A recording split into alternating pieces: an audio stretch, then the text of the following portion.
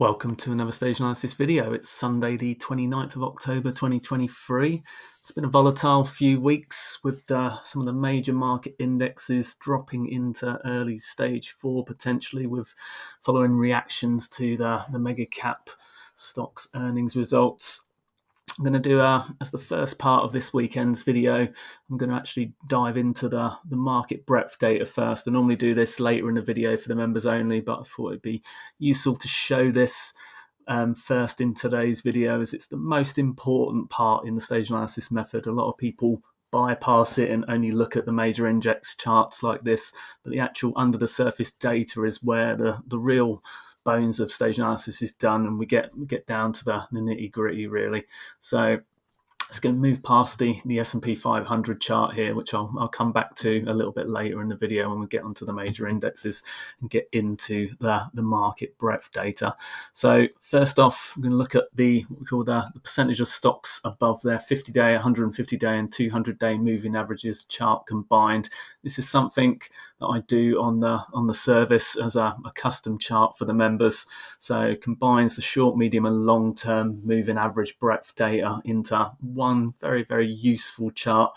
It gives us, obviously, helps with determining strategy and market timing based on where it is. It's, if you imagine it, similar to the bullish percent index as an American football field, and you've got your two end zones. So obviously your end zone below the 30% level, and the opponent, the market's end zone above the 70% level. So when we're in the lower zone down here, obviously the market is fairly bearish and a negative. So between what we do with similar to the stages, so you can use stage analysis on this as well, in terms of 0 to 40% tends to be more of a stage 4 type environment. 40 to 60% tends to be a more neutral environment, so either stage 1 or stage 3, and above 60% tends to be a stage 2 type environment. So as you can see, this year and the last year, so this is the year to date area here, we only had a few brief periods where it popped above the 60% level there, but the vast majority of the year, since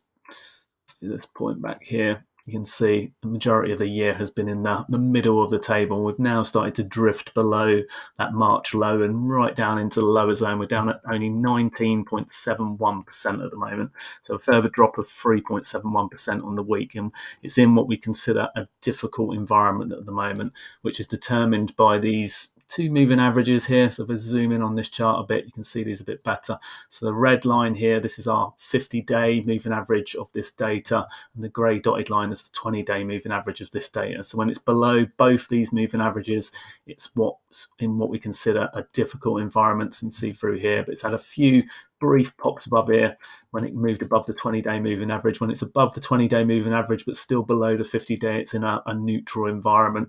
And so you can see, since this was August the 8th back here, so it's been in a difficult environment for obviously since August the 8th, except for these 5 days where it moved back to neutral.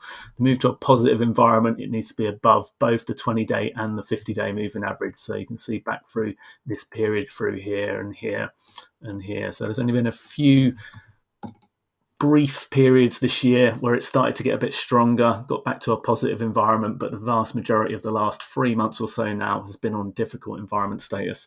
We're now getting down to more extreme levels here. So below 20% is a rare level. As you can see down here, we go all the way back to, this was early March 2020, got down to this point here.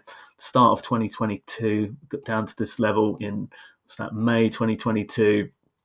You've got June 2022 and late September 2022, where it's got down to these levels. So in terms of the last 3 or 4 years, it's not been down to this level since the market's been in a major stage 4 decline, which obviously from the index charts, which we just looked at a minute ago, go back to the S&P 500 here, it doesn't look, we've only just briefly, from the S&P 500's perspective, potentially only in the last week turned into stage 4 here. You look at the equal weight charts, it tells you a different story. It's been obviously very negative for a long time. They've been going sideways. We didn't have this big stage 2 move in the equal weighted charts. So very, very different behavior. And this is where the market breadth under the surface information can really, really help you with stage analysis, as you don't often get that confirmation in the index charts as they have that weighting in the mega caps. So this gives you a much more equal weighted view of what's going on, and then you can obviously determine where it is in the market and how to position because of that. We also use a point and figure chart with this as well. This is the year to date chart showing you a little bit more zoomed in view, showing the last obviously 3 months here since August, the continued downtrend. So in what we consider a difficult environment. Another way you can look at this data is with a point and figure chart, which gives you see another really useful way of determining the data. And with this, you can use the bullish percent index statuses. So when it's with the bullish percent index, there are a number of different statuses which you can find on the stage analysis website in the learn section. Got a detailed article on that. So basically, when you're in a column, when you break down, double bottom breakdown like this, it moves to bear confirmed, for example. When you reverse from column of X's, when you're in bear confirmed, there you have a bear correction. When you're down in this lower area down here, if we reverse to a column of X's, so a 3-box reversal, it would move to bull alert. So at the moment, we're on bear confirmed. We've had 3 continuation breakdowns here. So lower lows moving down, but if we did get a reversal back up through here, we'd move back to bull alert. And if we got a double top breakout through this 34% level, it would move back to bull confirmed, for example. But at the moment, the status, we're in a column of O's. So when we're in O's, it means we're on defense. When we're in X's, it means we're playing offense. But we're on bear confirmed and we're on defense. As I said, it has been the case for quite a while now. So that's another way that you can look at it. And again, with your field position, your strongest signals come from moves out of the lower zone on the long side, and your strongest signals on the short side come from the top. So you can see all the way back here, January 2021, peaked out up here, January, February time, started to roll over. We got a bear confirmed signal coming back down through the 70% level into March there. That's where the breadth started to decline all through 2021 into early 2022. The market itself didn't start to break down into stage 4 till this kind of area through here, early 2022. But you can see the breadth was continuously deteriorating. The actual bear confirmed signal came in February 2021 there. So very different for as this covers the broad market. Remember, this is the NYSE and the NASDAQ composite stocks. So it's over 5,000 stocks. So you're going to get similarities to what we see with the Russell 2000. And obviously the broader market is an equal weighted way of looking at it as well. So while the mega caps were still rising through 2021, the S&P 500 and NASDAQ 100, etc., the Russell was going sideways, and the smaller stocks were drifting lower and lower, and more were breaking down, starting to move from stage 3 into stage 4. Again, there's other ways that you can look at this data. I do a data table here. It shows the percent above the 20-day, percent above the 50-day. So you can just look at the data. You don't even need to look at the chart. So when both are red, you're on a difficult environment. When one's green, one's red, you're on a neutral environment. When both are green, it's a positive environment. So, and then obviously different ways to interpret the data. We're on defensive posture at the moment. We're on bear confirmed status on the point and figure chart. You can use obviously ETFs when we're in this way to attack the market on both sides. Inverse via the short via the inverse funds, or you can get exposure. If you need to do progressive exposure on the long side, if we flip back to bull alert again, then they can be a quick way to get back into the market again. So quarterly earnings season upon us at the moment. So big stocks reporting in the coming week. I think we've got Apple coming up on maybe Thursday. So this week we've had a number over the last few weeks which have been received very poorly. Amazon was actually received quite well. So hasn't broken any major levels yet, but was a change of behaviour. So potentially, if that can hold, that would be a positive sign. But at the moment, we're still on a defensive posture on bear confirmed status to start the new week. So difficult environment status, and hence we're waiting for obviously some kind of change of behaviour, where caution remains prudent basically until we get that short-term change of behaviour. And how we do that is we look down to the shorter-term breadth measures. So if we go through down here, at the bottom of the post, you can see the broken up data between the NYSE and the NASDAQ. So you can go through that on your own time on the website. But if we move down to the shorter-term breadth We've got here the percentage of stocks above their 20-day moving average, for example, in the NASDAQ composite here. So this is all the way down at 15.88% at the moment. What we look for with this is a flip back through the key 30% level, and ideally we want to see a quick move up through the 50% level and higher in this one in order to see a sign of strength. You can see we've got 3 recent pivots through here, so we'd want to see it overcome at least this mid 40 area in order to give a positive signal on this one. At the moment, obviously on a very weak reading of only 15.88% of stocks above their 20-day EMA, which is a rough approximation of a 1-month moving average, so 252 trading days in a year. So you do a 21-day EMA is better, but Stock Charts only has the 20-day EMA data. So NYSE also in a very weak position at 14.67%. Same thing with this one. We've got these most recent pivots. We need to break up through the midpoint here. So strong move up through the 30% level would be an initial signal, but also we'd want to see it follow through quickly and break these for a sign of strength. Same with the S&P 500. Down at only 12% at the moment, so approaching the October low level here. Again, similar type of behavior we'd want to see. We want to see some pivots broken, and the small caps similar position, only 14.83% of stocks at the moment. So another way you can look at this data again is with the point and figure charts, and again you can use the bullish percent index statuses in order to determine some kind of signals with these. So at the moment we're on a bear confirmed signal here, so you can see the double bottom breakdown through here, and then the reversal back to O. So we move back to bear confirmed again. We did go to bull alert briefly, flip back again, but you can see with the S&P 500 one here, if we do get a reversal, 3-box reversal back through here, it would move back to bull alert. But if we get a 4th box back above the 20% level there, that would be a bull confirmed signal at that point. So it's still in the lower zone low, but obviously that would be an initial signal. Last one came in October through here. We had a brief pop up through there. So you can do that with the other charts as well, NASDAQ, etc. You can see at the moment this still remains on bear confirmed. Down in the lower levels, we'd be looking for a 3-box reversal, which would turn to bull alert. Same with NASDAQ 100, 3-box reversal would flip back to bull alert at the moment on bear confirmed. And then the NYSE here, same, still on bear confirmed, but 3-box reversal would flip back to bull alert again. So watching these very short-term data points in order to see a short-term change of behavior before we look to the broader and the longer term. Another way you can do this is with the bullish percent index itself. So this is an intraday version of the NASDAQ composite and the NYSE bullish percent data, which is going back to obviously mid-August here. You can see it's been on a difficult environment status for a while. So when it's below both these, the 30 and the 10 moving average through here, you can see this is when it's on a difficult environment status and obviously keeps us on defense. If it breaks back above the moving averages through here, you get a strong move in both. Important that you get it in both. That's when we look to get long through here. So you can see this on a longer term year-to-date version of the chart. You can see it's got below those March low levels now. So in a weakened position here, back into the lower zone for the NASDAQ composite here, just under 27.78% there and 29.42% for the NYSE. So both moving towards the lower zone here.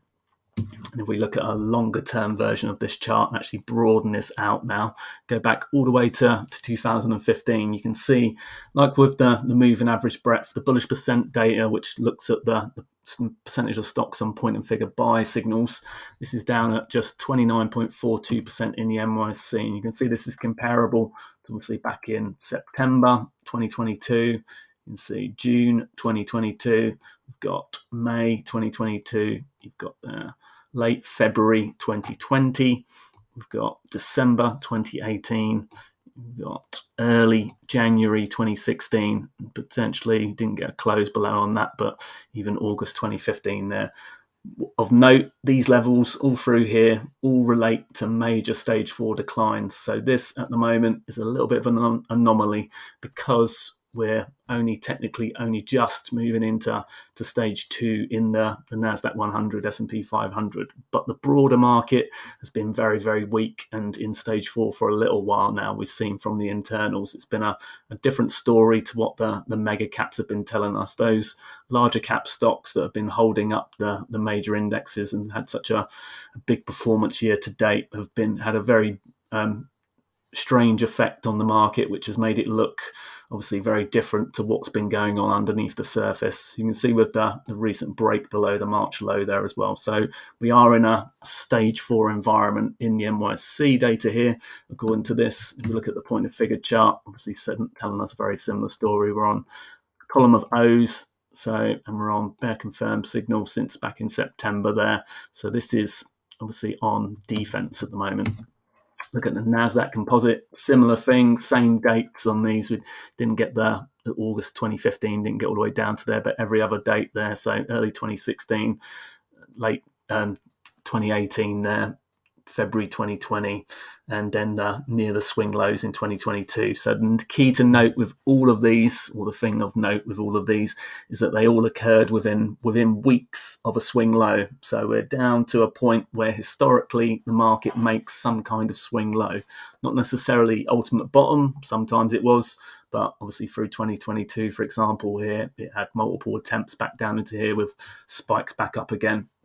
But it was within a few weeks of a potential swing low. So that means we need to be alert in the coming week or two for some kind of attempt to rebound, as short covering rallies can be powerful, and hence you can obviously get some good gains out of those in the short term. Even if the market ultimately rolls over and moves back into stage 4 again, there is obviously going to be potential if we do get that kind of short covering rally and we get that rebound. So this to me suggests that we're within a few weeks or so of some kind of swing low here, and we need to obviously remain alert and look to the short-term measures in order to see when that happens.